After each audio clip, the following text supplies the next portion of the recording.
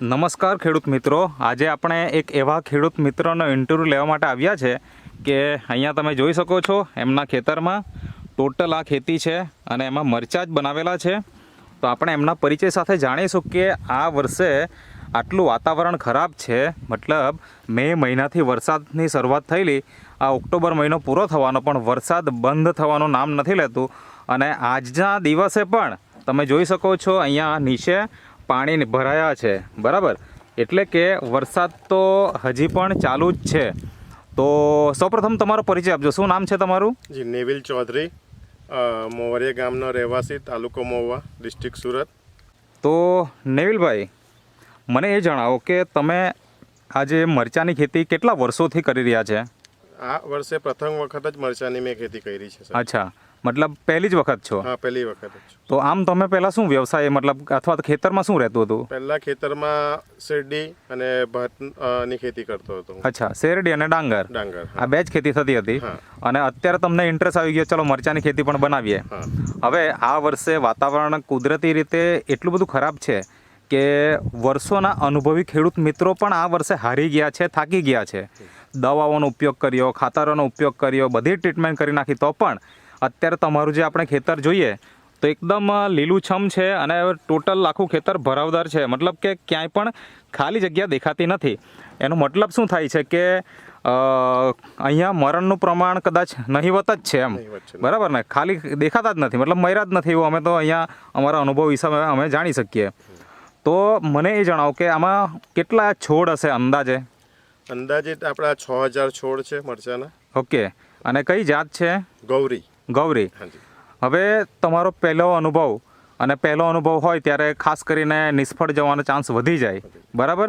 તો તમે આ વર્ષે શરૂઆતથી આ મરચાંની ખેતીની અંદર તમે શું ટ્રીટમેન્ટ કરી રોપ્યા ત્યારથી, એ થોડીક વાત કરો. આ મરચાં પહેલી વખત જ મેં ખેતી કરી, એટલે મારે ઇમરાનભાઈના જે નેટસર્ફવાળા ભાઈ છે, અમારા ઇમરાનભાઈ, જે અહીંયા આપણે બાજુમાં ઊભા છે, આજ ઇમરાનભાઈ, બરાબર? હા, તેમના માર્ગદર્શન હેઠળ નેટસર્ફની મેં પ્રોડક્ટ યુઝ કરી. અચ્છા, જે આપણે અહીંયા જે રાખી છે આ જ બધી પ્રોડક્ટ છે ને? હા હા, જેમાં એનપીકે છે, સેજ છે, સ્ટીમરીચ છે, રેપઅપ છે, કલ્ચર છે, ઝીંક છે અને બાયો 99. આનો તમે તમારા ખેતરમાં ઉપયોગ કર્યો? અચ્છા, તો હવે એનાથી મતલબ શરૂઆતથી કેવી રીતના ટ્રીટમેન્ટ કરી, થોડીક વાત કરો. શરૂઆતથી ઇમરાનભાઈએ જે કીધું તે પ્રમાણે મેં એનપીકે છે, સેટ છે, તેનું ડ્રિન્ચિંગ કર્યું. અચ્છા, સાથે બાયો 99 તો બધી જ દવામાં મેં ઉપયોગ કરું છું. પછી આ જે સ્ટીમરીચ છે અને પછી આ ઝીંક છે, તેનું પણ ડ્રિન્ચિંગ કર્યું. અચ્છા, એના લીધે ઘણો ફાયદો થયો. પછી આ જેમ કે આ સ્ટીમરીચ અને રેપઅપ, હા બસ, એમનું સ્પ્રે કર્યો. અચ્છા, હજુ પણ ચાલુ જ છે એમને. એટલે અત્યાર સુધી અંદાજે કેટલી વાર ડ્રિન્ચિંગ થયું હશે અને કેટલી વાર સ્પ્રે થયા હશે? આપણે ડ્રિન્ચિંગ ટોટલ 3 વખત એમનું કર્યું છે. ઓકે, અલગ અલગ જે રીતના અમને માહિતી આપી હતી એ પ્રમાણે. અને પછી સ્પ્રે કમસે કમ 3-4 વખત થયો છે. ઓકે, હવે આ રીતના આપણે અત્યારે ટ્રીટમેન્ટ ચાલુ છે. તો તમને અત્યારે આ મતલબ આ છોડના કેટલા દિવસ થયા હશે અંદાજે? હવે અંદાજે ક્યારે રોપેલા? ઓગસ્ટ મારું રોપાણ છે, આપણે જુલાઈની 26 તારીખ બાજુ. અચ્છા, એટલે જુલાઈ, ઓગસ્ટ, સપ્ટેમ્બર, ઓક્ટોબર, 3 મહિના થઈ ગયા. 3 મહિના થઈ ગયા. તો આ 3 મહિના દરમિયાન હવે કેટલી વીણી થઈ ગઈ અત્યાર સુધીમાં? ટોટલ 2 વીણી થઈ ગઈ. અચ્છા, કેટલાની વીણી થઈ? પહેલી વીણીમાં મારે 20 મણ ઉતારો આવ્યો હતો. ઓકે, પછી બીજી વીણીમાં મારે 1284 કિલોનો ઉતારો આવ્યો હતો. અચ્છા, 1284 કિલો. હા જી. અને પહેલી વીણીમાં કેટલા? 400 કિલો જેવું. 400 કિલો જેવું. ઓકે, અને હવે પાછું ક્યારે તોડવાના છો? હવે 4-5 દિવસ રહીને પાછું વરસાદનો માહોલ ઓછો થાય એટલે પાક તૈયાર છે અત્યારે હાલમાં. તો કેટલી ઉમ્મીદ છે? કમસે કમ 2000 કિલો થઈ જશે. અચ્છા, અહીંયા આપણા અનુભવી ઇમરાનભાઈ પણ ઉભેલા છે. ઇમરાનભાઈ, શું લાગે ખેતર જોઈને કેટલી નીકળશે એવું અંદાજો? મને એવું લાગે કે 2.5 થી 3 ટન આરામથી નીકળશે. અચ્છા, મતલબ ખેડૂત તો નવા છે એટલે એમના અંદાજો કદાચ લાવવા મુશ્કેલ છે, પણ તમારા અનુભવ હિસાબે 2.5 થી 3 ટન આરામથી ઉત્પાદન 3 ટન સુધી જઈ શકે છે. ઓકે, તો મને એ જણાવો કે આજે દરેક ખેડૂત મિત્રો સારી રીતે ખેતી તો કરવા માંગતા જ હોય, પણ યોગ્ય માર્ગદર્શનના અભાવે ઘણી વખત ખર્ચા કર્યા પછી પણ આપણને જોઈતું પરિણામ નથી મળતું. તો તમારે શું કહેવું છે ઇમરાનભાઈ માટે? ઇમરાનભાઈ મને ફર્સ્ટ ટાઈમ જ્યારે મળ્યા હતા, એમણે મને શેરડીની થોડીક માહિતી આપી હતી, ત્યારે વચ્ચેથી એમની થોડી ટ્રીટમેન્ટ કરી હતી નેટસોફ્ટ પ્રોડક્ટની. ઓકે. ત્યારે રિઝલ્ટ મને જોવા મળ્યું. એટલે પછી મેં વિચાર્યું જ હતું કે મરચા કરું તો એમની સલાહ અને એમના આ જે નેટસોફ્ટની આપણી પ્રોડક્ટ છે બધી એ વાપરીને જ મારે કરવું છે એમ. ઓકે. એટલે એ રીતના મેં કર્યું છે. ઓકે. તો ઇમરાનભાઈ, બોલો સાહેબ. શું કહેવા માંગો છો ખેડૂતોને? આ ખેતર તો તમે ડેવલપ કરી આપ્યું, મતલબ પહેલા ડે 1 થી તમે ટ્રીટમેન્ટ કરો છો? યસ, ડે 1 થી ટ્રીટમેન્ટ કરું છું. ઓકે. ચાલો હું તો સાહેબ અત્યારે બોલીશ કે મારી પ્રોડક્ટ કદાચ સેલ કરવું હોય તો હું બોલી શકું કે ભાઈ મેં ખેતર ડેવલપ કર્યું છે.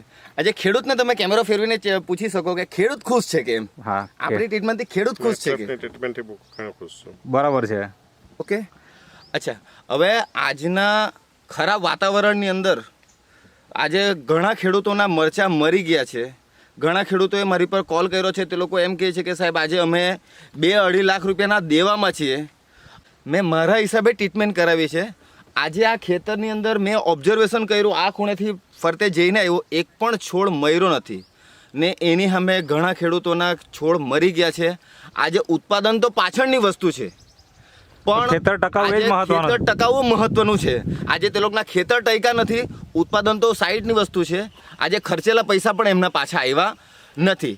મેં એમને આ પ્લાન્ટેશન કરવા પહેલાં 15 દિવસ પહેલાં મારે જે કેમિકલ આની અંદર આપવાનું હતું, ફંગીસાઇડનું કેમિકલ આપવાનું હતું, ફૂગનાશકનું કેમિકલ મેં આપી દીધું છે. અને આજે ત્યાર પછી એની અંદર બાયોફિટનો તો ઉપયોગ કર્યો જ છે, પણ યોગ્ય કેમિકલનો પણ ઉપયોગ કરેલો છે. કેમિકલનો ઉપયોગ કરીને આજે આ ખેતરને ડેવલપ કર્યું છે. તો આજે નહિવત મરવાનું કારણ જો હોય ને તો એક બાયોફિટ છે અને મારી પોતાની ટ્રીટમેન્ટ છે. કે આજે મેં મારી પોતાની ટ્રીટમેન્ટથી આ ખેડૂતને આટલે અહીંયા સુધી લઈ આવ્યો છું અને આજે દેવામાંથી આજે એ પ્રોડક્શનની સ્થિતિમાં છે.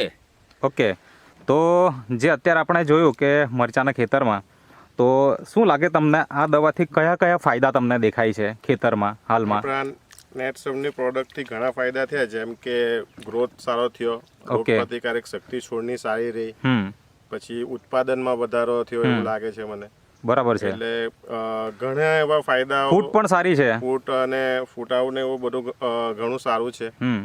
અને ગ્રીન હરી બી તમે તો જોવો જ છો ખેતરમાં. બરાબર છે. મતલબ એકદમ ખેતર ગ્રીન છે અને ઉત્પાદન પણ સારું છે, ક્વોલિટી પણ સારી છે અને મરવાનું કોઈ પ્રમાણ નથી, એટલે રોગપ્રતિકારક શક્તિ પણ સારી છે. તો ઓલ ઓવર ખેડૂતને જે જોઈએ બધું જ સોલ્યુશન આપણને અહીંયા મળી જાય છે. તો તમારે બીજા ખેડૂત મિત્રોને શું સંદેશો છે? બીજા ખેડૂત મિત્રોને એટલો સંદેશો છે કે જો તમે નેટસોફ્ટની પ્રોડક્ટ વાપરશો તો ઘણો એવો ફાયદો. આ દરેક છોડ ઉપર તમે ખેડૂત મિત્રો લાગ જોઈ શકો છો. આ તમે જોઈ શકો છો ખેડૂત મિત્રો કેટલો લાગ છે.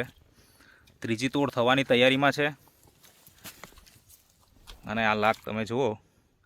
અત્યારે પાણી છે અહીંયા નીચે, પણ ખેતરમાં કોઈ પ્રોબ્લેમ નથી, કોઈ ફૂગનો પ્રોબ્લેમ નથી દાઢી મરવાનો પ્રોબ્લેમ છે કે નથી કોઈ વાયરસનો પ્રોબ્લેમ. અને બધી જ જગ્યાએ આપણને એક સરખો લાગ જોવા મળી રહ્યો છે. તો ખેડૂત મિત્રો આજે જ તમે પણ નક્કી કરો કે બાયોફિટનો ઉપયોગ કરવો કે નહીં. આ જુઓ તમે કેટલું સારું ઉત્પાદન છે. અને એવું નથી, પૂરા ખેતરમાં આપણે જ્યાં પણ ફરીશું ને ત્યાં તમને કોઈ પણ જગ્યા ખાલી દેખાશે નહીં.